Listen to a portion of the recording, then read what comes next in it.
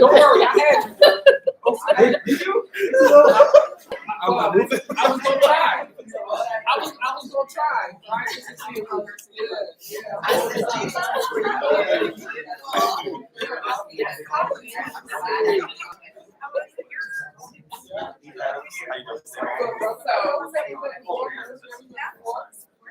How are you? It is? You can tell me otherwise, right?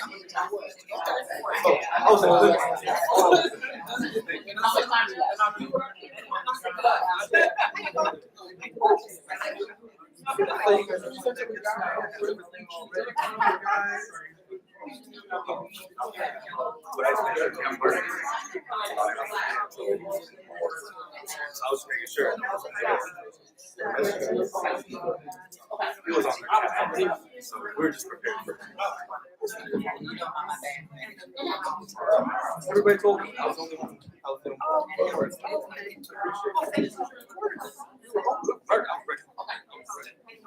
You were ready to take it for us. Oh,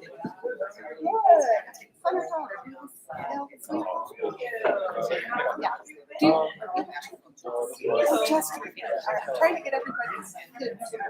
somebody's always sick out of all yesterday.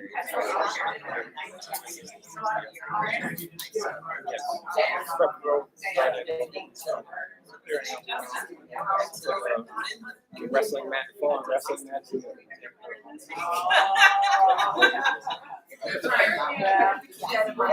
Oh, I missed it.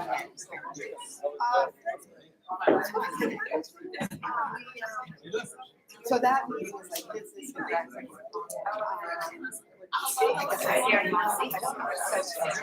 The lower days were kind of the next day was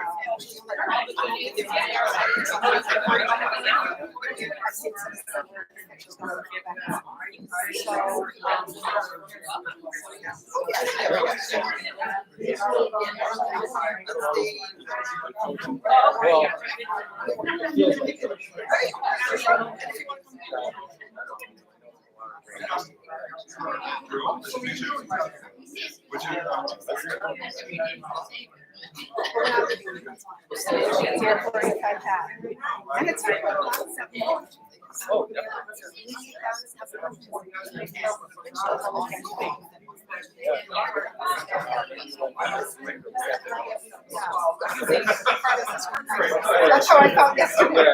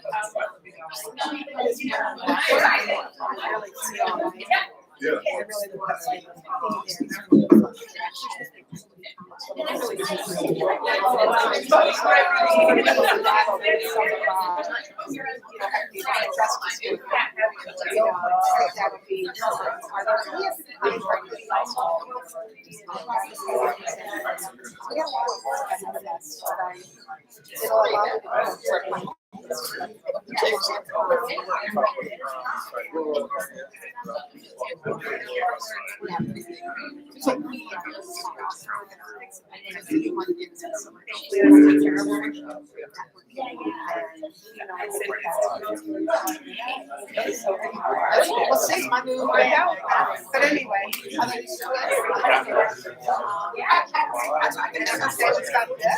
I know, right? You want to say hi?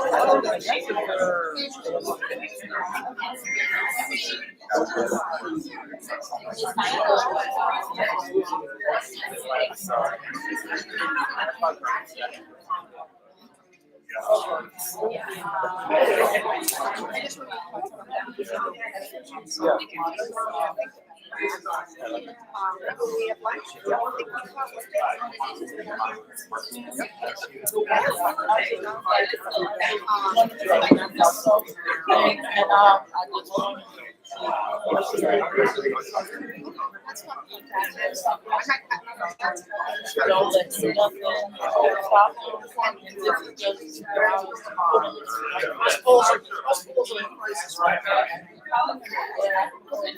just everything has to yeah. So I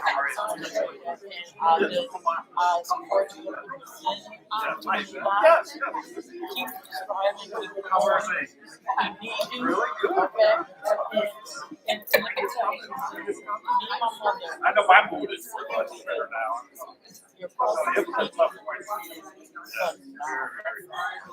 your phenomenal lessons. Oh my, I'm like, you know, but I wish I had a car. I really would love to work. I work in corrections, but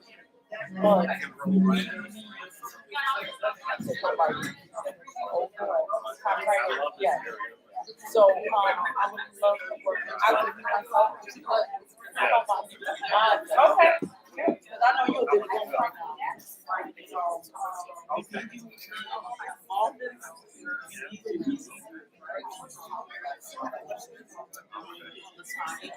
Now, how close to Brad?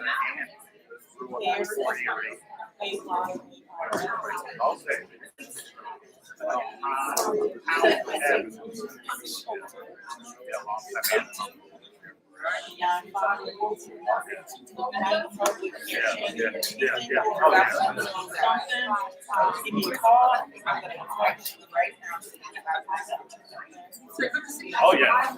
Oh, absolutely. Yeah, yeah. That's yeah. Oh, yeah. Pardon me? Well,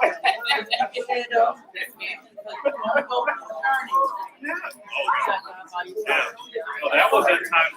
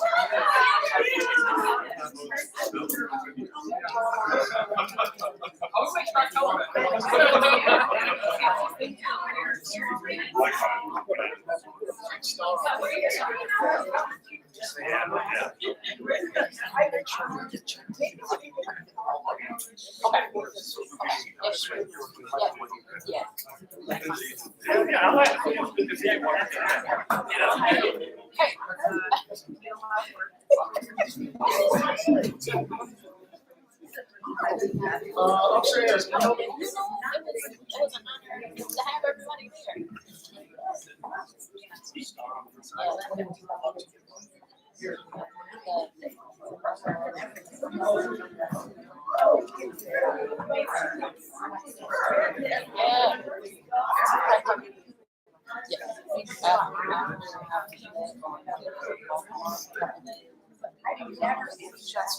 Unless my boss he's looking like No.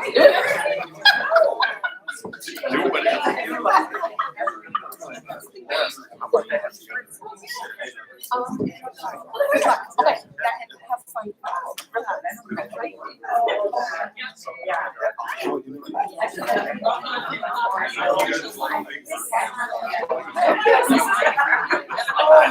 I just came right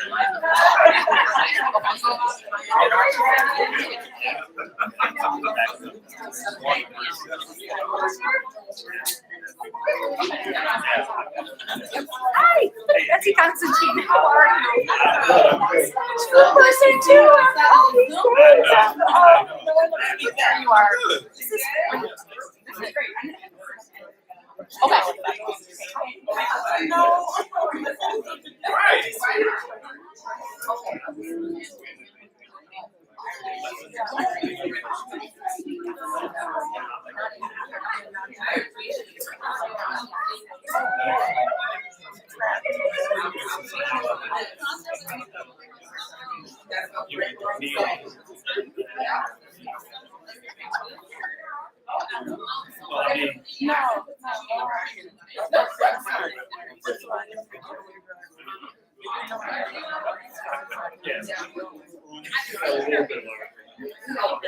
So I really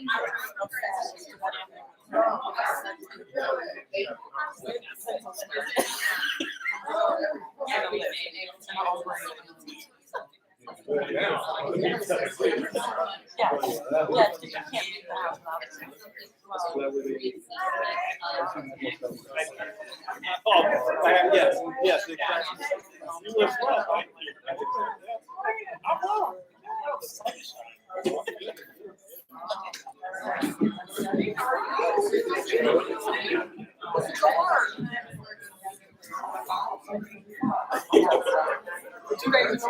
I know. Good to see you. Yes, yes. Good, thank you.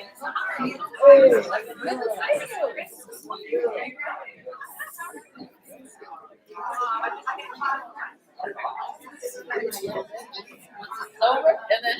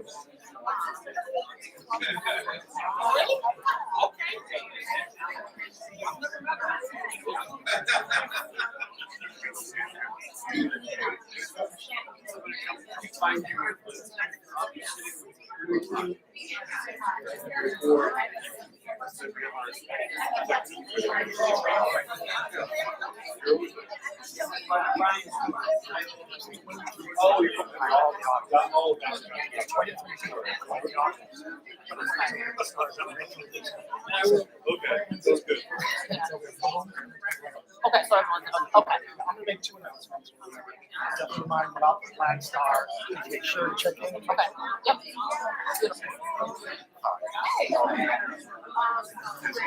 Depends on which. I don't know, like, you reach out to me and turns to something else. And we haven't connected. Yeah. And I'm like, all right, there's something not going through. This is a I just want to make sure we're connected. That's all. So I just want to make sure it wasn't the mic. Oh, it's fine. It's fine. It's fine.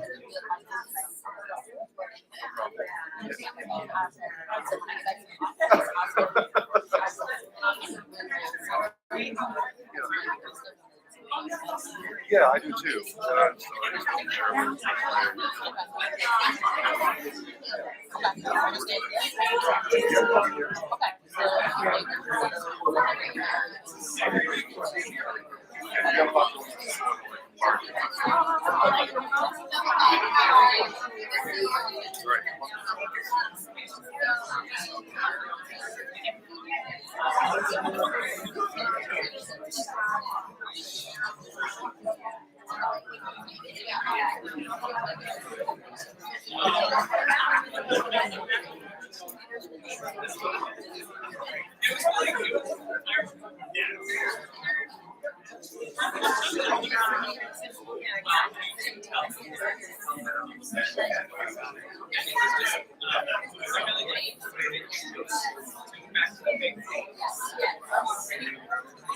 Good morning, everyone. We will get getting started in just a couple minutes as people walk up the stairs and get off the elevator. So just give us a couple more minutes to get started.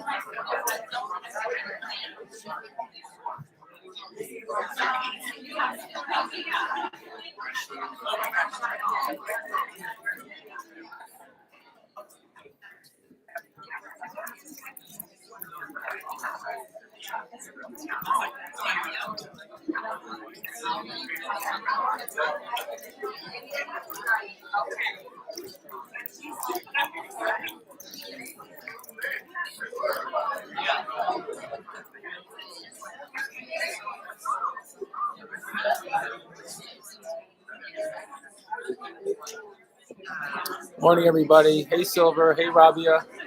We're going to get started in a few minutes. Thanks, everyone, for being here with us, and we really appreciate you this morning.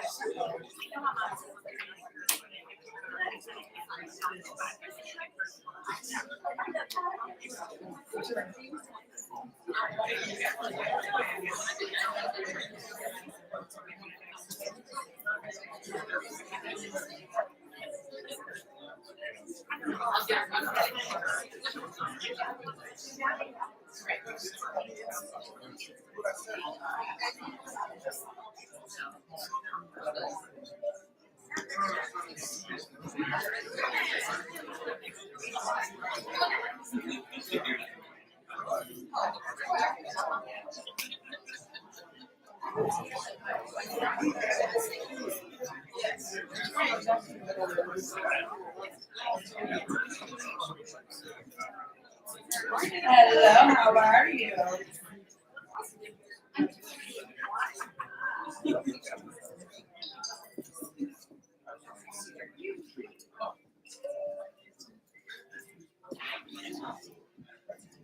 All right. Good morning, everyone. Good morning. Thank you for being here today. At Open Buffalo, we often begin our meetings with an artistic reflection. So today, to open today's meeting, allow me to introduce Leslie Nickerson, our Director of Leadership and Development, who's going to start us off with a musical introduction.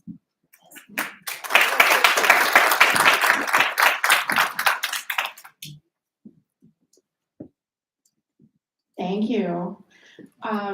So what I'm going to share with you this morning is a gift from some of my ancestors. We like to acknowledge those who came before us as a way of grounding our work in our history and our origins and in our common humanity. So you'll see, if we can advance the slide, there's the, there it is. Okay, you'll see a couple of people here with me in the picture. That is my grandmother, B. Keegan, who I called Mimi growing up, and her favorite brother, my great uncle Dick.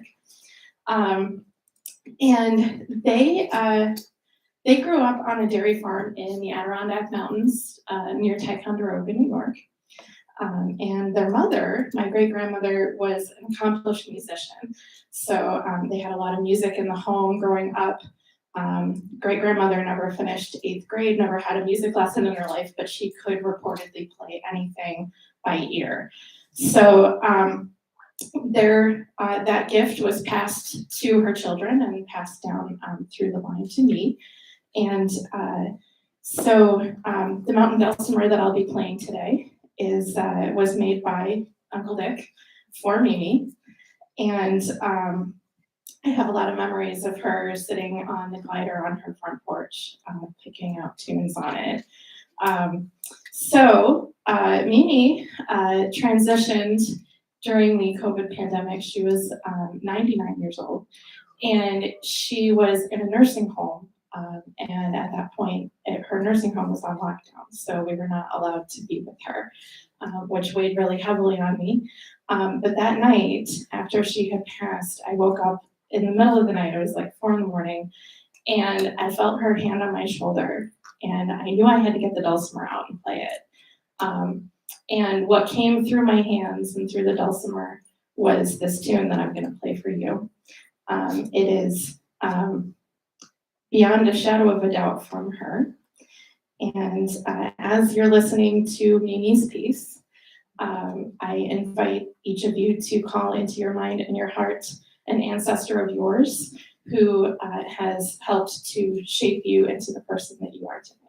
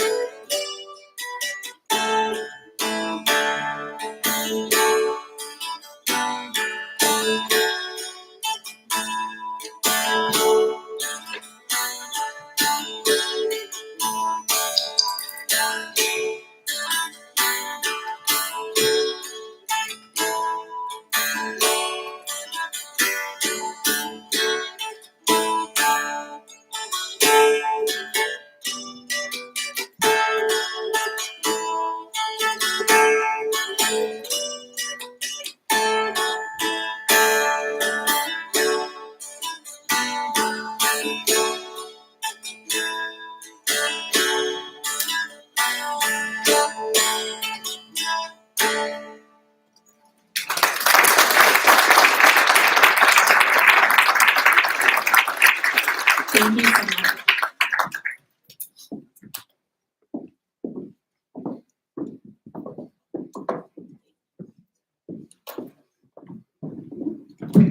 Thank you, Leslie. I don't know about all of you, but I was thinking of my grandmother while she was playing that, who definitely helped to shape who I am today. Thank you again, Leslie. So hello, everyone. I am Zanetta Everhart, and I would like to welcome you to the Open Buffalo annual meeting. Open Buffalo was established in 2014 as a response to a call from Buffalonians who demanded a city that is equal, just, and free. 4 grassroots organizations, Voice Buffalo, Push Buffalo, the Coalition for Economic Justice and Partnership for Public Good, engaged in a broad-reaching community process to shape and innovate Answer Forward. This process led to the creation of Open Buffalo.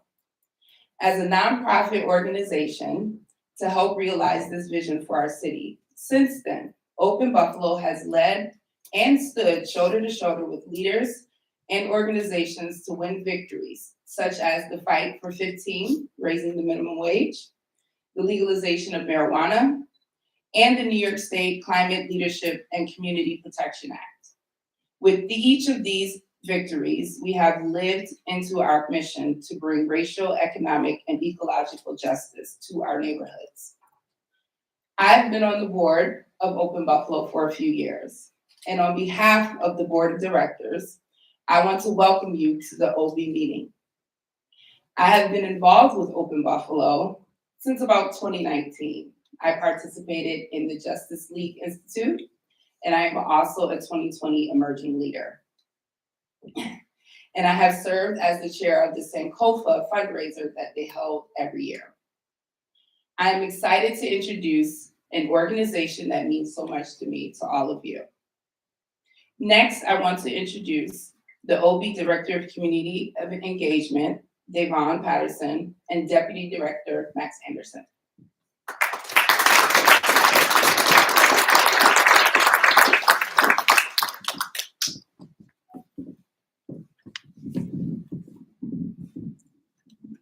Good morning. Good morning. How's everybody feeling?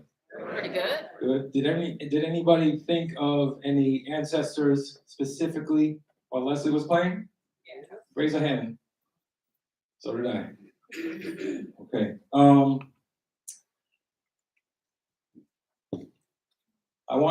We all wanted as a team to just take a few moments to think about and honor the folks and our loved ones who became ancestors almost a year ago down the street from our office on Jefferson at the top store. So if we could all just do whatever you like to do for the next few moments, we'll just be silent in their memory.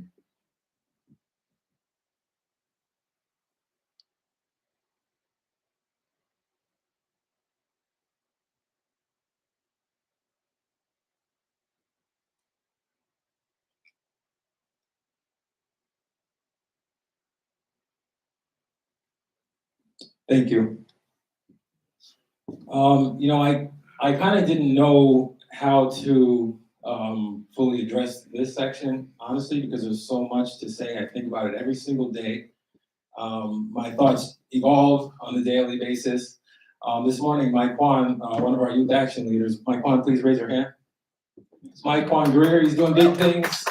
He's been part of starting our youth action program as well as taking it to the next level this year, which we'll talk about a little bit later. But Mike Kwan reminded me, he said, "Oh, Max, it's March 8th. It was a year ago that we went to Albany to push for funding for climate justice throughout New York State on Lobby Day."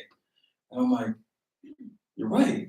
But I also remember March 8th because I realized that's the day that the person who took our loved ones was in Buffalo stalking our people at the top store and getting tossed out and maybe doing reconnaissance or whatever. So I don't say that to bring anybody down, but I say it to say that we are grounded in this work, in being cognizant of and building ourselves up against this constant threat of white supremacy, of systemic racism, and of economic and ecological injustice.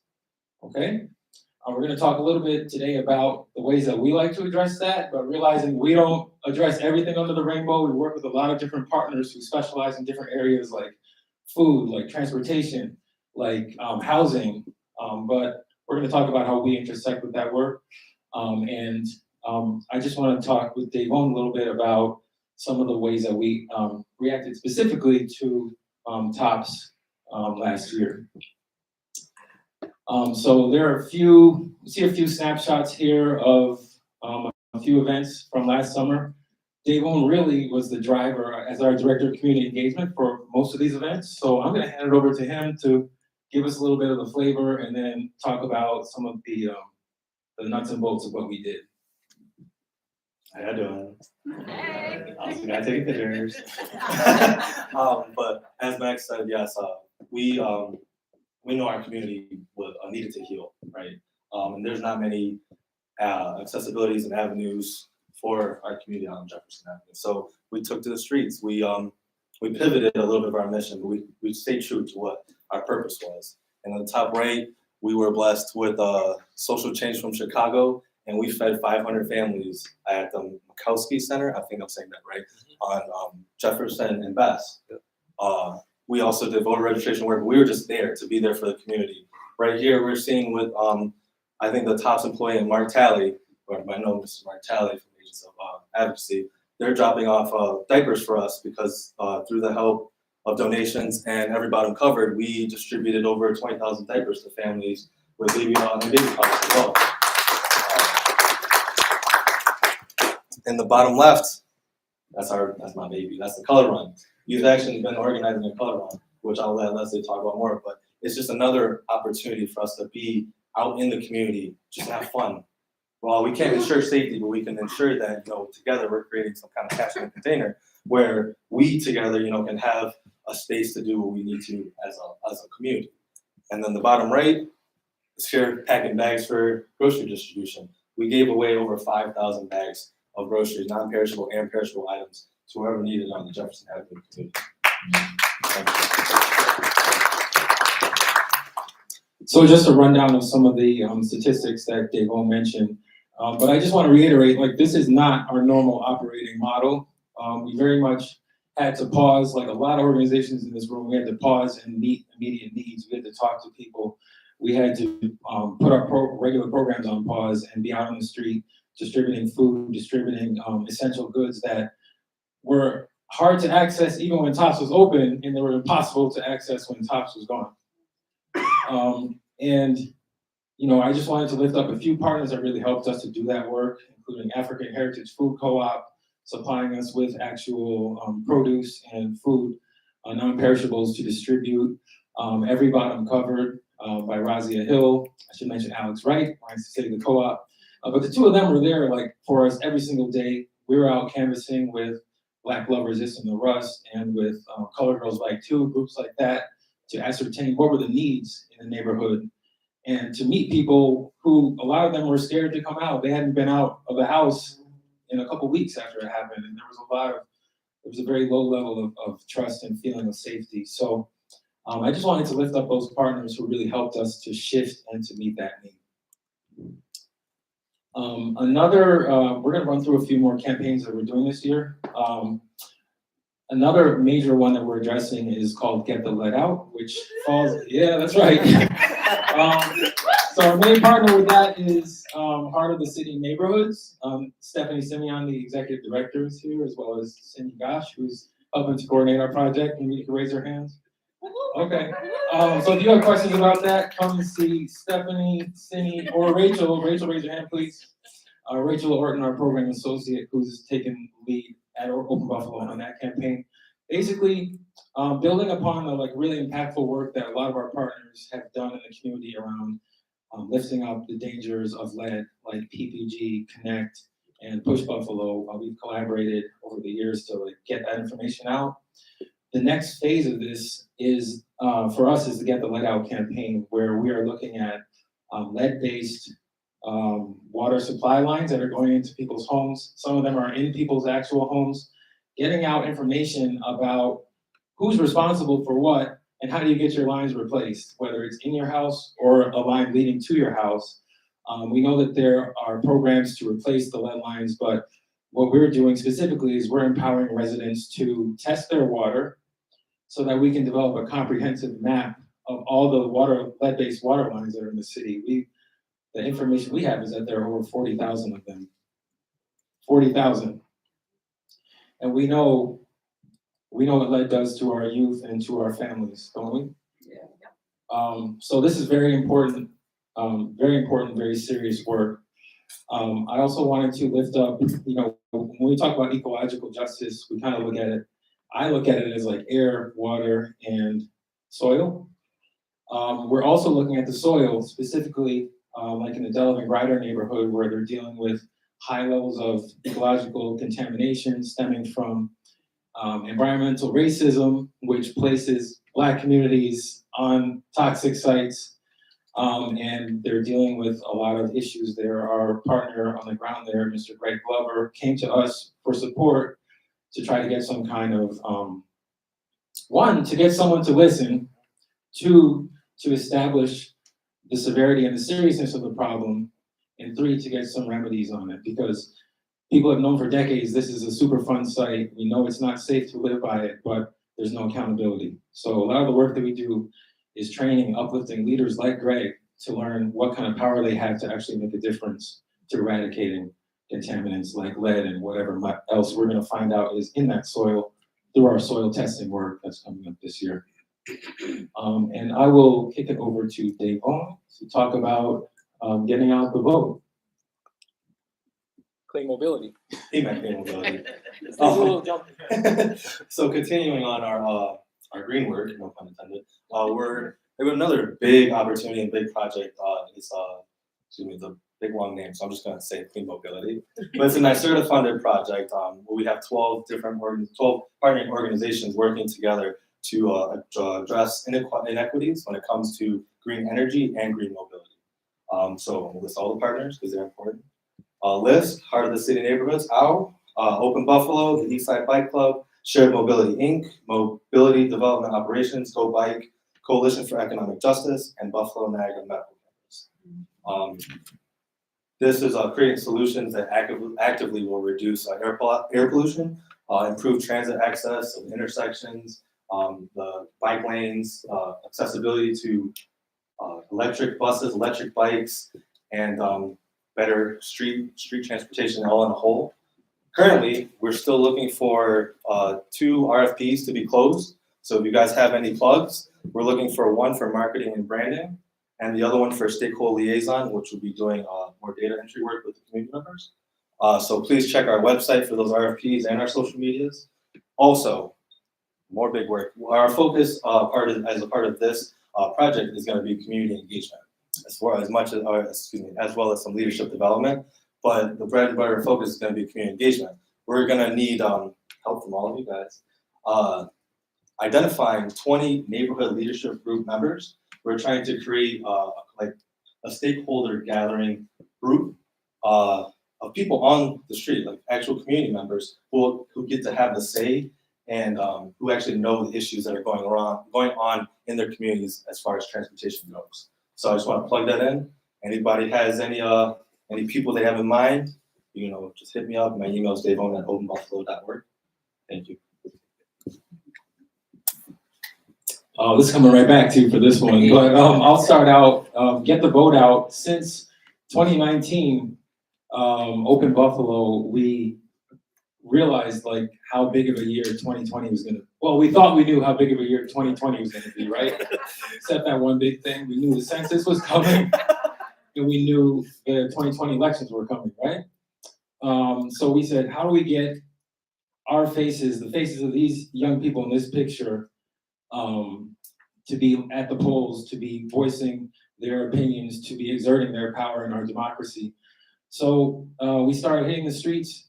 We really started the seeds of youth action through a few community dance parties we did. We were tabling, and between November 2019 and the 2020 election, we registered about 800 people to vote, focusing specifically on young people and people on the East Side.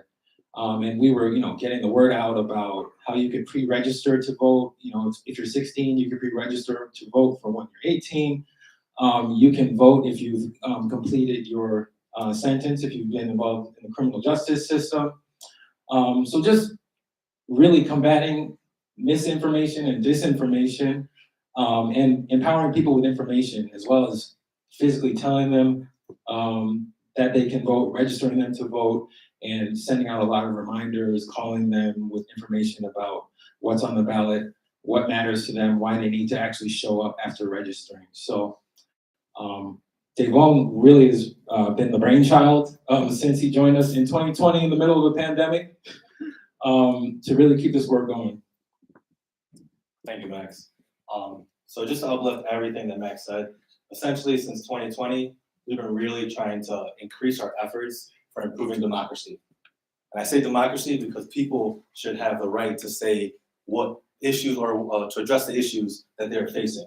So all the effort that I put forth, I had a great foundation, but all the effort that's been put forth is to make sure that the community and the surrounding area of Jefferson Avenue for the past 2 years is definitely going to increase now because we're going into Niagara County as far as Erie County. We're making sure that everybody who is affected by voter suppression, so like For the People Act or the John Lewis Act is in motion right now, making sure that the polls don't close early, making sure that you have accessibility to get to the polls, that you have the information.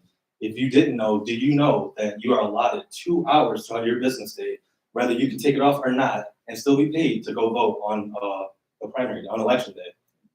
If I'm saying that correctly, I don't vote the election day. Sorry. But it's things like that, because if you don't know, what you don't know, you don't know. And if nobody's out there helping you, I'm not trying to educate nobody. I'm trying to inform them of things that they already should know. Was public record. So our efforts are only going to continue. Last year, we made 15,000 phone calls. I had some all-star volunteers. I'm going to say that, all-star volunteers. And the age range went from, I think, 17 all the way to 64, making text messages. We made over 60,000 phone calls, and same age range, 17 all the way to 64. I had, our volunteers were so engaged that they went off the script, and it wasn't just talking about, why are you registered to vote, or are you going to vote? If they said, no, I'm not registered to vote, or no, I don't plan on voting, my volunteers were asking why. They're indulging in this conversation to see why these people are deciding not to vote. And I loved it because they weren't combative and they weren't argumentative. They were so supportive. Well, I think you should vote because your voice matters. I think you should vote because your opinion matters. And it's relationships like that we're building out on the street, on Jefferson and the greater part of the East Side, we're trying to cultivate and maintain when it comes to fighting for our democracy. So the upcoming year, we're going to do, the minimum is 5 voter education votes, register at least 100 voters, of 5 voter registration drives, and then making at least 7,500 phone calls and 65,000 text messages. That's all the foundation and basis. Those numbers are just minuscule, right? We're trying to increase that to ensure that the entire city of Buffalo and the entire city of Niagara Falls, maybe we go out to Rochester, maybe we go to Syracuse, who knows, right? But we're making sure that our democracy is going to be fought for and it's going to stay here. That's right. That's my thank you. That's it.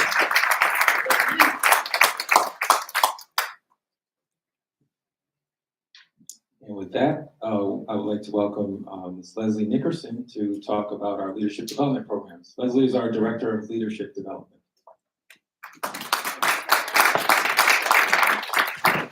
Thank you, Max. Hello again. Yes, I am Director of Leadership Development. I joined the team at the beginning of August, so I am still a little bit new to the work, but I'm very excited to be here. And you've already met Zanetta, who is a graduate of our Emerging Leaders program, and that's the first thing that I'm going to talk to you about today.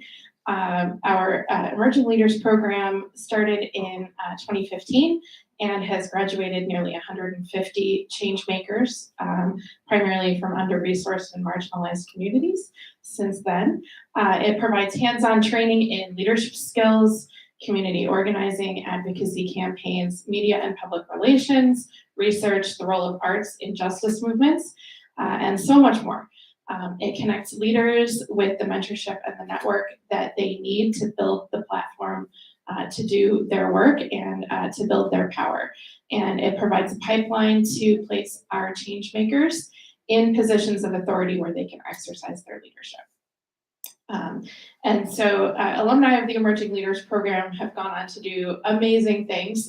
You heard about Razia Hill, who runs Every Bottom Covered. She's one of our Emerging Leaders alumni. They have gone on to found thriving businesses and community-based organizations.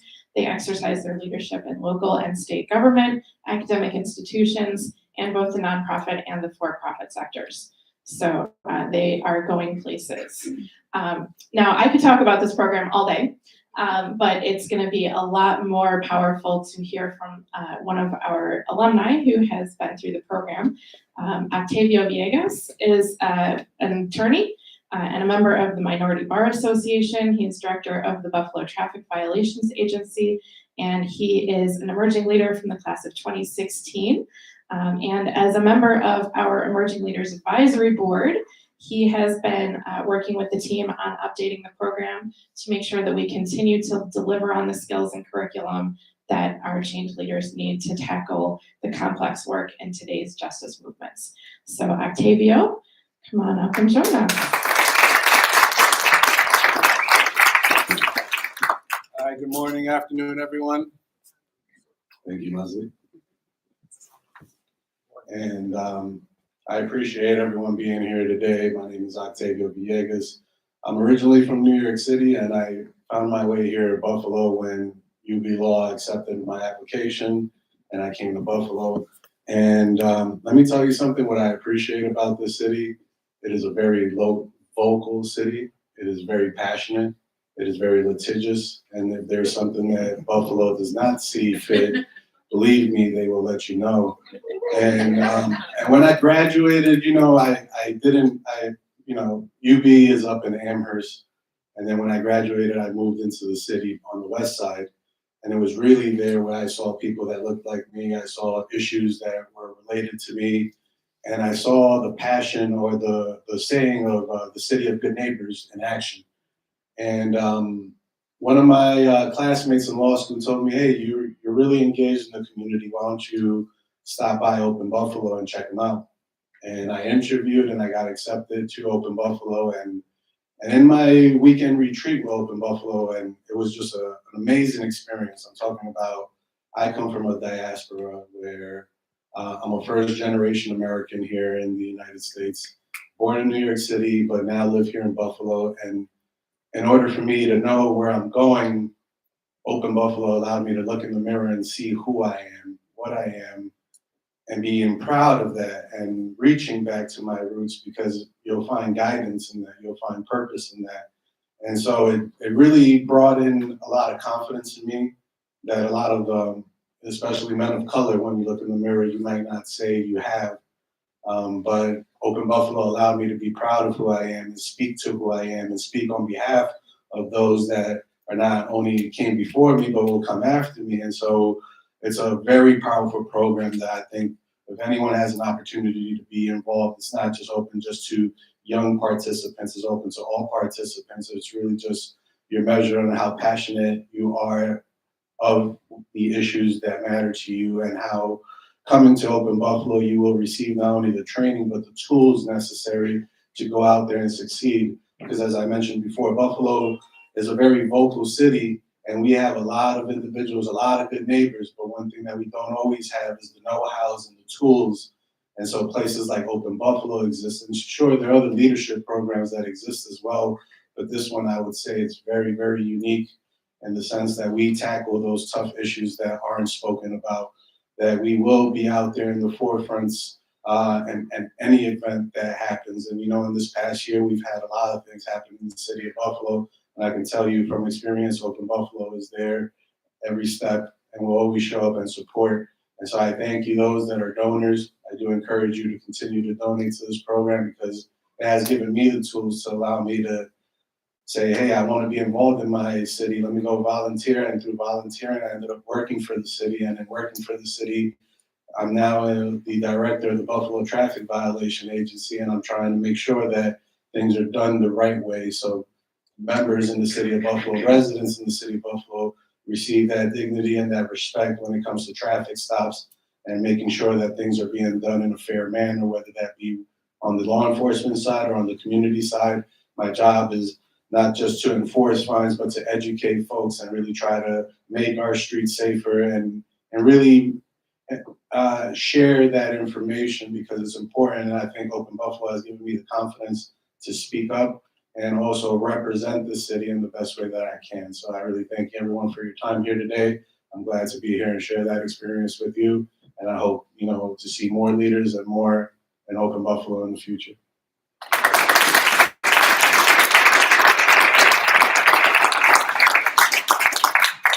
Thank you so much for that, Octavio. Emerging Leaders is, as he noted, about changing the landscape and the faces of power and decision-making in our communities. And if you want in on this, and I know you do, or maybe you know someone who needs to be in this program, we will be launching the application process for the class of 2023 this spring. So if you want to get on the list to get that application in your inbox the minute it launches, see me after. I believe Rachel also has a sign-up sheet at the end of this, so there will be a QR code and you can go in there if you're feeling tech savvy. But make sure you get on the list. We would love to get you information about that and look for that hitting your inbox sometime in April. We are also looking for mentors for the program. So one of the ways that this program runs, it runs on mentorship. And we need more mentors. We always need more mentors. So if you are in leadership and you're looking for a way to extend a hand and lift up the leaders coming up after you, this is your shot. Please do it. See me after. We will talk. We will make it happen. If you are an alumni of the program, we would love to also have you help with being a mentor or potentially teaching a session or something like that. So come see me. We also have another leadership development program that was alluded to a little bit in our community engagement session. You'll see our crew there in the t-shirts. That's from our second color run. That is Youth Action. Youth Action started in 2019 when young people told us that they have ideas for how to make things better in their communities, but they needed an opening to step up. They were waiting for their chance. And what is Open Buffalo if we're not making openings, right? So that's what we did. We started Youth Action. That is to create that opening for young people between the ages of 14 and 24 to build their own campaigns, actually implement their ideas. So most of our team is in class right now. So I can't introduce you to all of our amazing young leaders, but Mike Juan Greer, our president of Youth Action, is in the back. He's timekeeping for us. It's the most important job today. And he's about to tell me to sit my behind back down. So I'm gonna move this along. Youth Action organizes campaigns on issues that matter the most to them, most recently organizing the Save Our Children campaign to launch the nation's first community-based text line to increase information sharing about missing children and youth and address disparities, because data shows that there is significantly more media attention and action when white youth go missing than when BIPOC youth go missing. So making sure that we have a community-based resource. We're still working on that. It was paused a little bit when we were working on some other things, but it is still very much going to be going on. They have also engaged their community members and public officials on issues such as voting rights and climate change. They have registered voters. They facilitated an intergenerational conversation about voting in the last election cycle. They know how to get their community out to have a good time. As Dave Owen mentioned, they have organized our color run for the last 2 years now. And it gets bigger and better every year. And as well as they also organize resources such as like sneaker drives. They did a sneaker drive where they distributed sneakers to 200 young folks at the beginning of the school year. And they also did a toy drive for the holidays and distributed toys to more than 250 families in the Jefferson Ave community at the holiday season. So they have recently begun training. Let me click this. There we go. You'll see a photo of them in action. They were doing a training for the Erie Niagara AHEC Patch teen educators on advocacy and civic engagement. So they are taking the show on the road. As they're doing that, they're also developing their training skills. So they will be trainers for our Power Up Boot Camp, which is coming up in June, end of June, June 26th through 30th. So we're going to be covering relationship building, narrative storytelling in justice work, creating campaigns, community organizing, all those things. And I've been told to sit my behind down. So without further ado, I am going to turn things back over to Zanetta.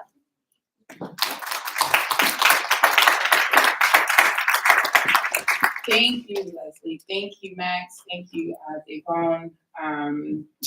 Open Buffalo is amazing, right? Just listening, I'm on the board, and every time I hear just the amazing work that we're out here doing in the community, it gives me goosebumps. And I just want to, are there any alumni of Emerging Leaders here besides myself? And come stand up, yes. Stand up. Okay, let's give a shout out to Emerging Leaders. How amazing.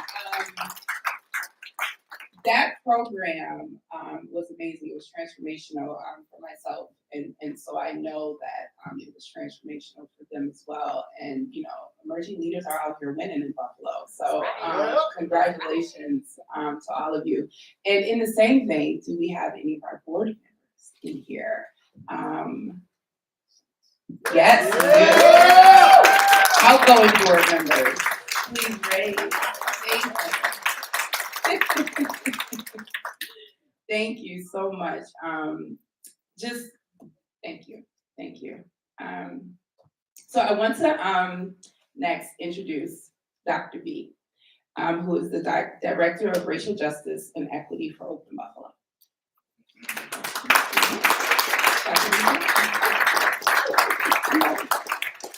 Yeah, I know I'm short, but man, it hurts. This is your home. Oh, we have a phone alert. Thank you. You're welcome. You're welcome. Good morning. You got a pulse. Put a fist in the air. All right. My name is Dr. Kush K. Bardwaj. Brought the stash of cards. Connect with me. I am the Director of Racial Equity and Justice here at Open Buffalo.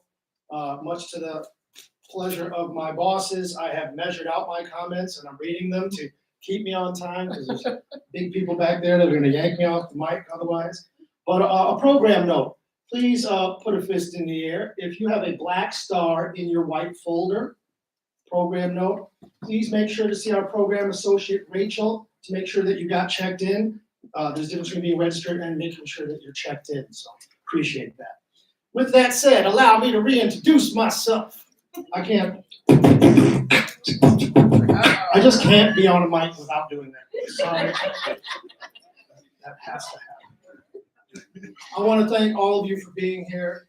Again, I am known on the streets as Dr. B, not Dr. Kush, Director of Racial Equity and Justice here at Open Buffalo, and I stand before you as an educator in my DNA. When you cut me, I bleed teaching. That's what I do. That's what I'll always do.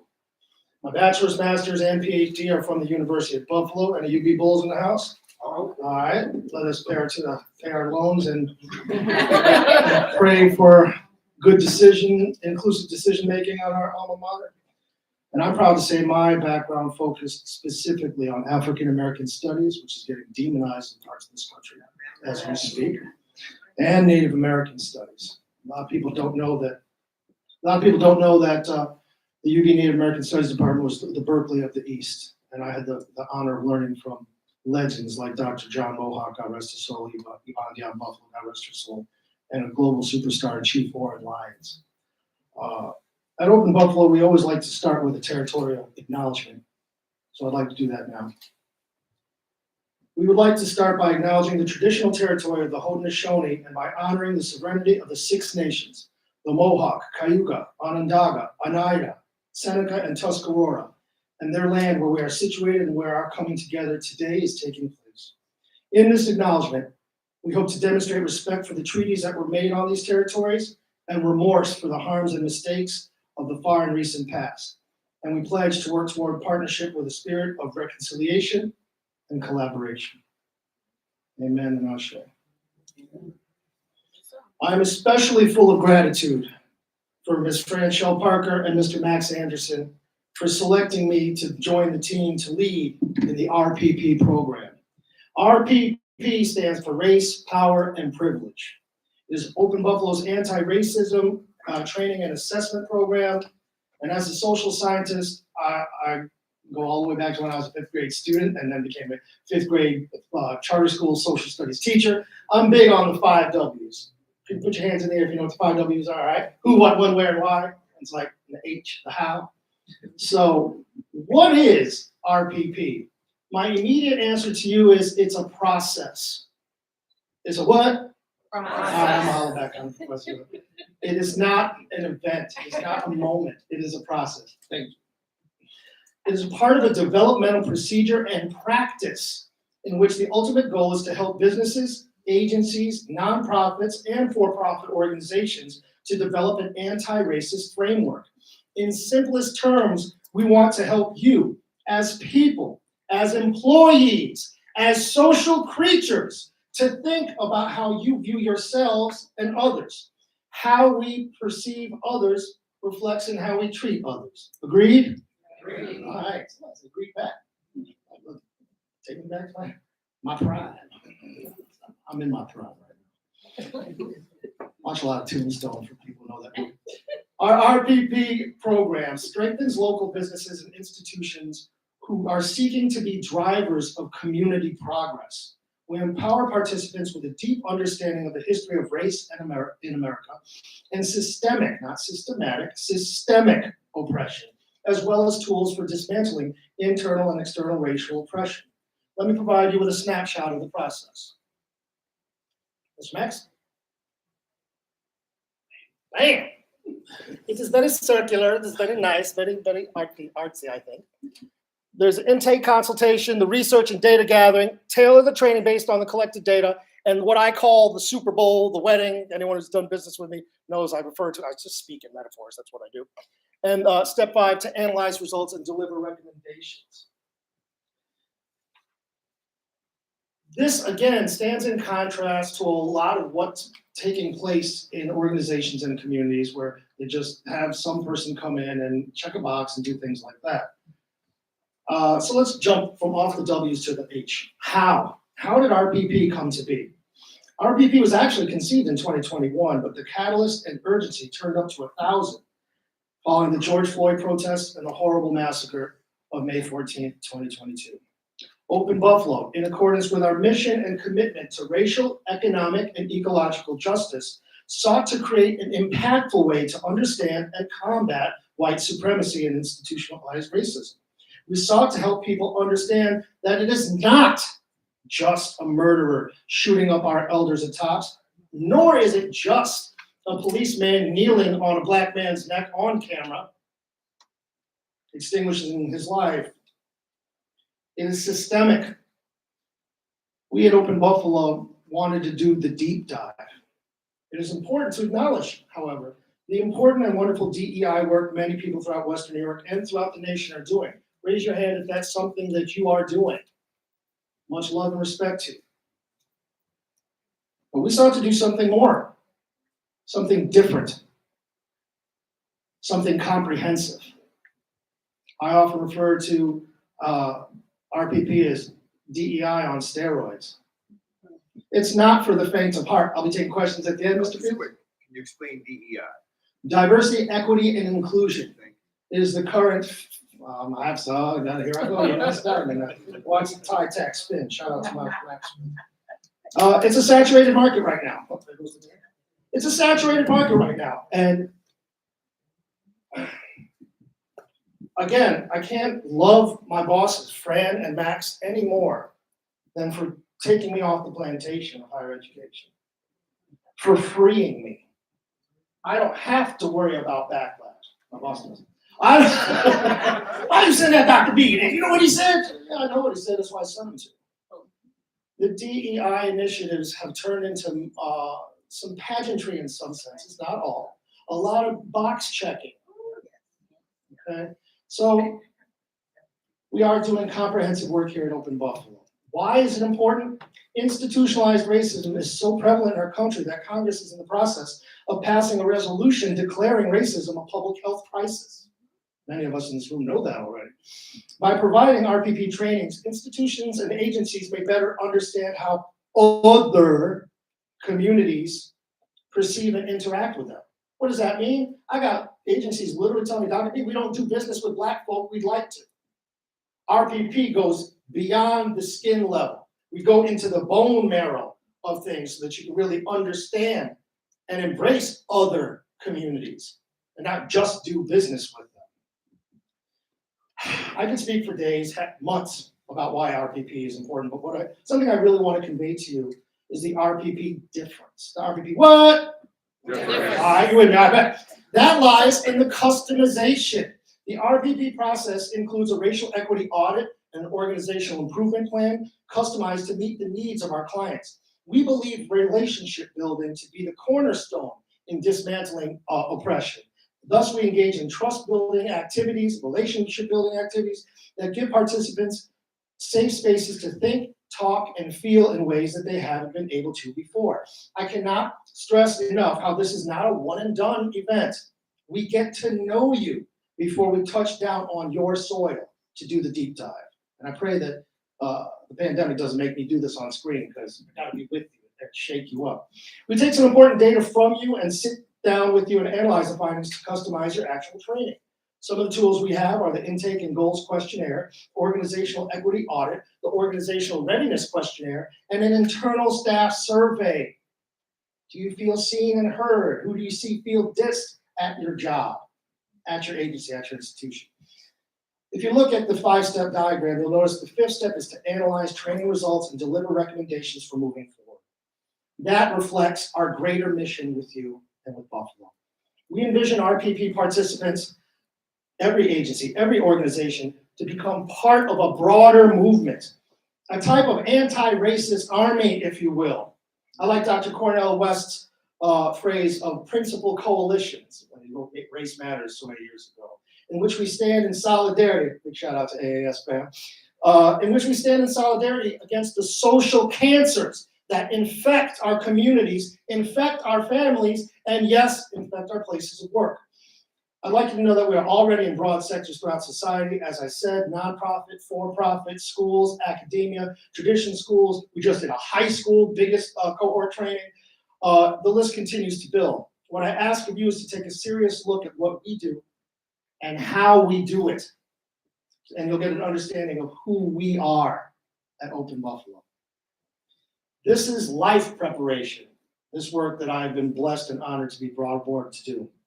We are actively confronting, big shout out to my former student and MAC champion, Davone Patterson, who brought me to Open Buffalo, because we're confronting an active assault on democracy and history by doing this work. This is cutting edge work. We are seeing Black people becoming agents of systemic change. And yes, we are engaging with all allies and developing all allies, Black, brown, white, gay, straight, all that, who can help move us all forward. Learning about systemic racism and white supremacy and how to combat it is not solely on Black and brown people. Agreed? Agreed. It takes not a village, but villages. I'm gonna get yanked by the big people in the back. I gotta give a shout out to Western New York Foundation and Beth and Lauren, who've been just such strong supporters, and Dr. Mark Scott and the Oshai Foundation, and my brother Dr. Watts from the Africana Studies program at Buff State University. I'm really happy about that, ladies and gentlemen. But finally, we are in the process of and invite you to join us in building resources to convene RPP alumni, perhaps in a yearly conference, hopefully at Juneteenth this year, and at the Sankofa celebration in the fall.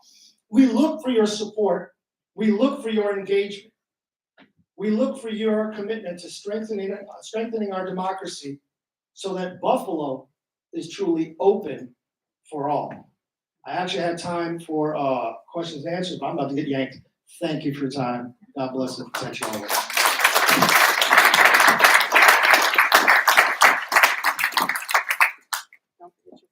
I will not forget my phone or my water.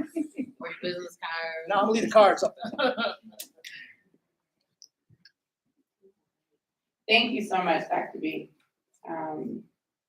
It is very important that when we're working in DEI spaces, that it's not just about checking a box. As Director of Diversity and Inclusion for Senator Tim Kennedy, I'm happy to say that my position is not about checking a box, it's about actually doing the work. And so thank you, Dr. B, for all the work that you continue to do.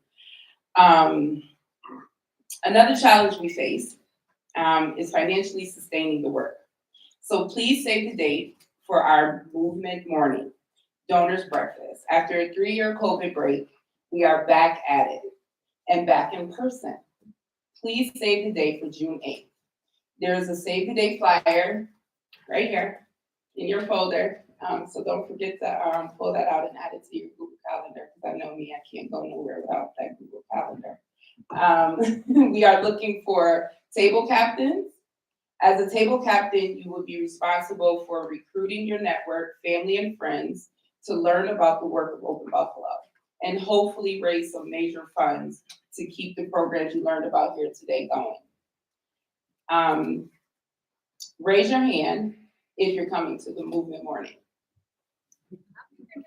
I'm gonna raise both my hands because I'm gonna be there. Because I'll definitely be there. And if you're interested in being a table captain, please see Franchelle afterwards, and she'll get you all signed up. And speaking of Franchelle, I want to introduce the executive director of Open Buffalo, Franchelle.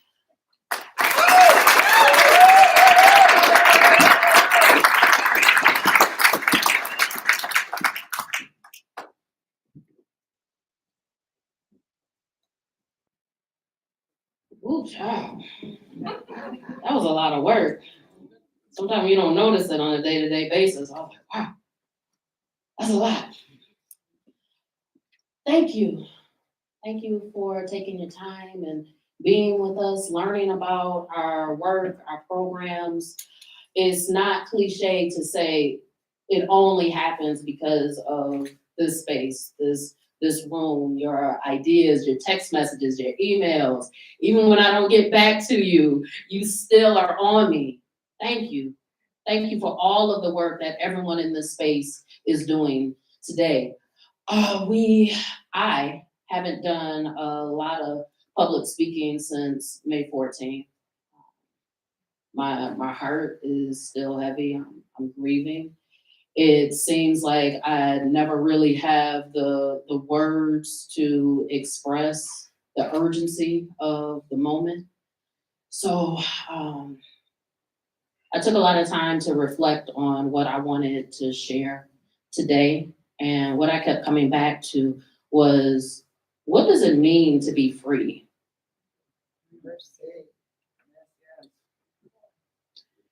And when I thought about it, the different elements and dimensions of what freedom could really be, I landed on to be able to live a life of self-determination.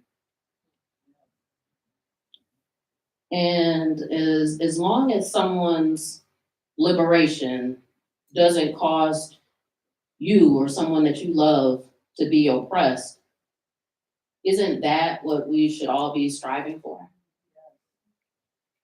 So today I want to be clear. We haven't said it today. We want to be clear that we stand in absolute solidarity with the brave LGBTQ plus students that will be singing and dancing and protesting and organizing on the campus of University of Buffalo tomorrow. Yeah.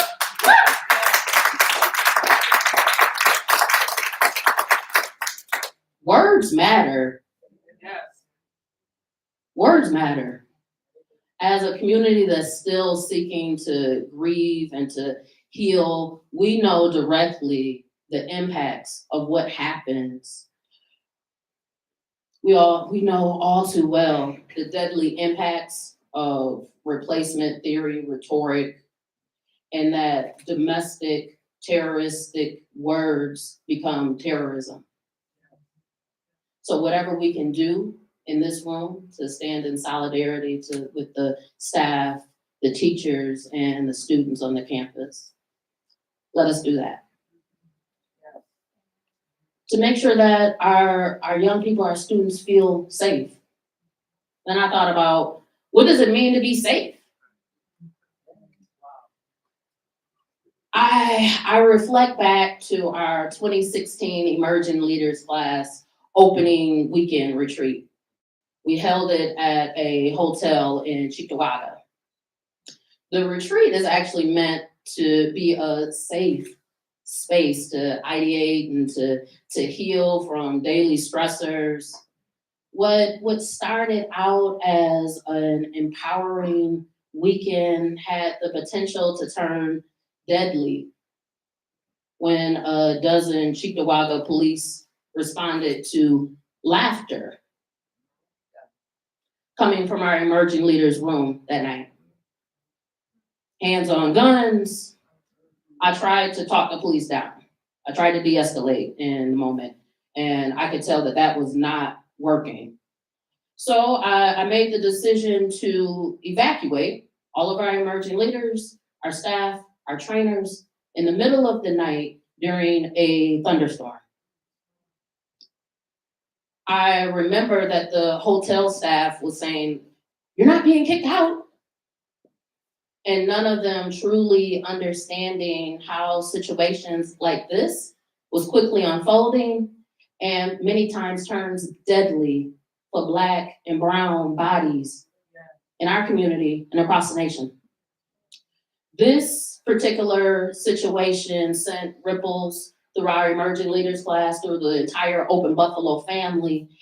But out of that moment, it gave birth to this idea that oppressed people, marginalized, disinvested communities needed a safe place to ideate, to grow, to learn, to heal. So 7 years later, the Open Buffalo Ecology Center is being birthed. What?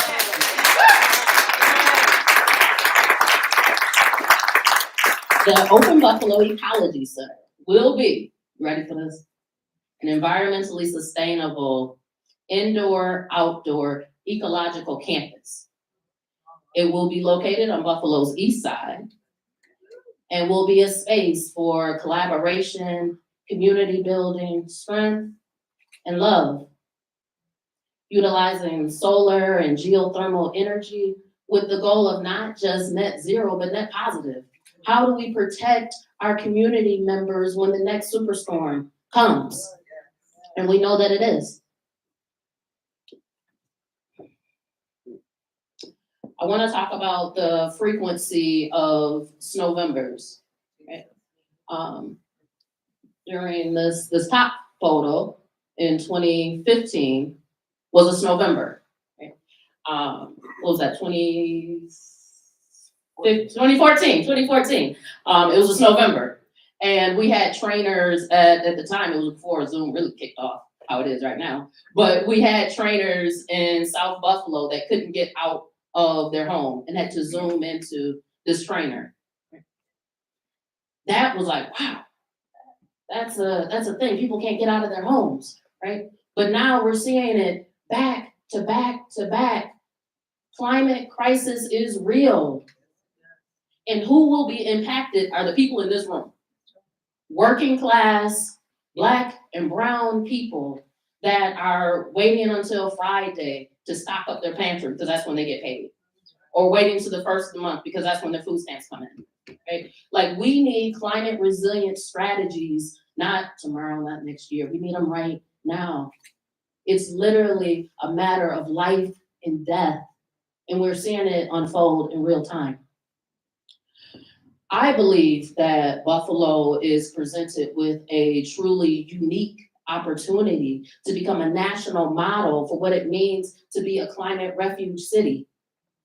The Open Buffalo Ecology Center will be an Afro-Indigenous inspired 10-acre, yes, look at that, educational campus that will develop neighborhood level. We shouldn't wait for solutions. If they come from Washington, if they come from Albany, great. Right? That's the icing on the cake. But the cake are neighborhood, resident-driven, climate resilient strategies. We know what our people need, right? So we just need the opportunity to resource that. But we have the vision, we have the ideas, we have the strategies. Lastly, how do we prepare when we talk about just transition, right? Opponents to climate resilience will say, this is all about getting rid of your gas stove. I have a gas stove. Oh, I'm sorry, but I do, right? And we like to cook on it.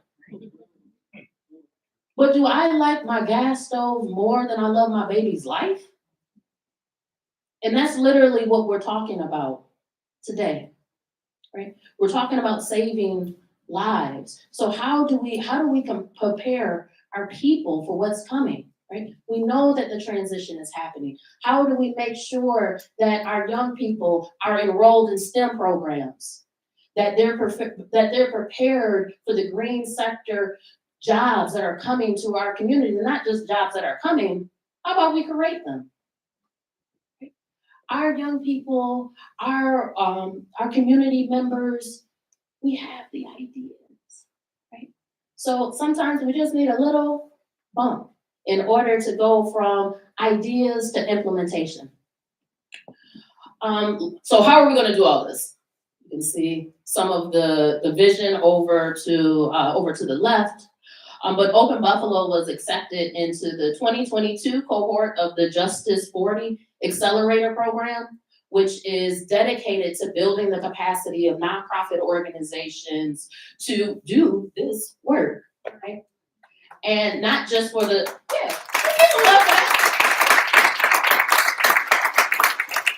and again, not just for the sake of 10 acres in the city of Buffalo, but how do we take lessons learned from here in Buffalo and take it to Mobile, Alabama, take it to Oakland, take it to Cleveland and Detroit. And we know that if we document, we learn, and we share the information, we can help save an entire nation. With the support of the Justice 40 Accelerator Program, they're assisting with technical assistance, all the things that you don't learn about in community organizing. The Justice 40 Accelerator Program is like, have you thought about that? Have you thought about that? So it's an incredible partnership and opportunity that's helping to build the capacity of our Eco Collective. You see some of our Eco Collective members. Our Eco Collective, and I have 2 minutes, that really gives me anxiety when I see that, but we are gonna make it 2 minutes and we're gonna get everybody out, right? Our Eco Collective is really the heart and soul of the Open Buffalo Ecology Center. They're artists, they're climate justice activists, they're academics, nonprofit leaders, all dedicated to making sure that this comes to fruition. When the major task of the Eco Collective will be to convene monthly listening sessions. So this won't be your first time or your last time seeing these boards. They will make it all across the city of Buffalo and hear your comments, your suggestions, your ideas, and that process will be led by the Eco Collective. Lastly, today marks day 1 of our capital campaign. Yes. Day 1 starts today. We will begin raising the first $250,000 for project implementation phase of the Eco Center. And I did that in 1 minute, 60 seconds. Any other questions that folks may have, you can see me after, but it's really important that folks are able to leave on time. So in closing, 60 seconds ahead, in closing, I just really want to thank everyone that's in this room.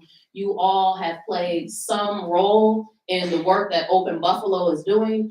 The complete work is in the annual report inside of your folders. I encourage you to check out the annual report. And that's not everything. So if you haven't heard something that gets you all hot yet, contact one of the staff members, right? And they will find a way, from volunteering to packing bags to fundraising. There's a role for everyone to play in the liberation of our people. And with that said, you can scan this QR code. And when you scan the QR code, it'll take you to a Google Sheet where you can sign up for various volunteer opportunities over the next year. And that is it. That is it. So again, thank you. I do want to shout out Rachel, who's taking pictures right now. Rachel was at the sign-in desk by herself. And so thank you so much. Rachel leads you didn't hear from her today, but she leads some of our lead work as well, and keeping us all in line at Open Buffalo. So thank you. And thank you, Jacqueline.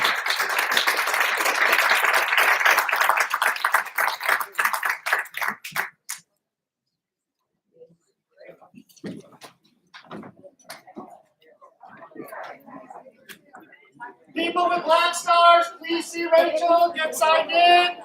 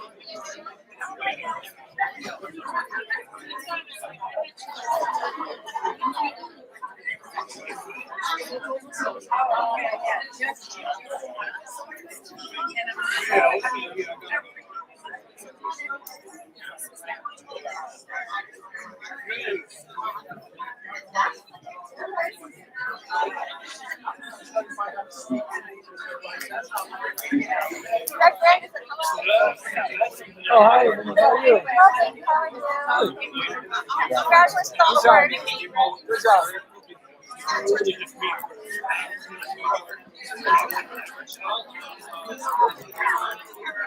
Hey, thanks everybody for tuning in. Hopefully, you could hear, and we thought this was a great event, and we really appreciate you being a part of it. Everybody have a great afternoon. Take care.